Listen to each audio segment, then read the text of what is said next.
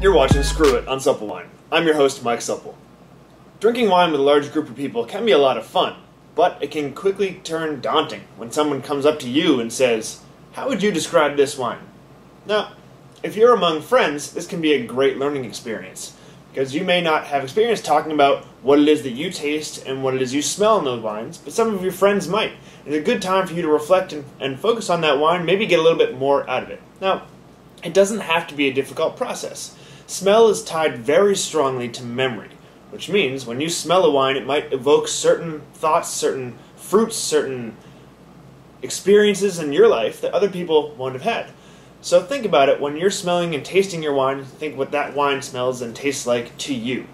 Now, there are some things that are fairly common among certain wines that can make it a lot easier process for you. For example, when you're looking at red wines, think of the berry fruits. Think of red and black cherries, think of raspberries and blackberries, maybe currants, if you're familiar with those. Those are things that are much more common in many types of red wines. They're a good starting point. When you're on white wines, common attributes are citrus fruits, different types of pears, apples, peaches, things along those lines. So just keep a couple of those in your back pocket when you're drinking wine. Just throw a few of those out. If you say them with authority, no one's really going to argue with you, because those are pretty good general terms that you find in a lot of wines. And you say them out loud, other people will start to think about it and realize, oh yeah, I can taste some of that in my wine as well.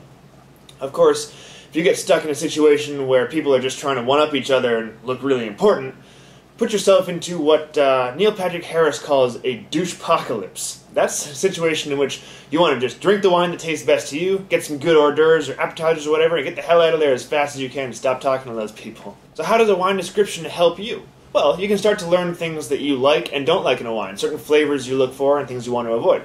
This can be helpful with a lot of retail wines. A lot of back labels have descriptions now to help you know what that wine's going to be like before you buy it. This bottle goes with a fairly generic description. It says, "This Sonoma County Cabernet Sauvignon showcases fresh, ripe flavors of black cherry, currant, and spice." And while that is fairly generic, it does give me a good idea. It's like, oh, this has some dark fruit, it's going to be really juicy, really spicy. Those are all things that I like, so that's great. Not all bottles are helpful, though. For example, Tarima is a Spanish wine that, while I think the wine is quite tasty, they describe the wine in the back label as having aromas of Tarima blossoms. Okay, I get it. Some local flower grows in and around your vineyards, and you decided to name your wine after it. That's really cute, but it's not helpful. Anyone out there know what a Tarima blossom smells like? No. I had that wine. The wine was delicious. I still don't know what a Tarima blossom smells like. I know what the wine smelled and tasted like. That's useless. So when you're describing wines to other people, unless you want to look pompous, stick with terms that you know and everybody else knows. Talk about it with a bunch of different friends. They each pick out a little new flavor, a little new aroma.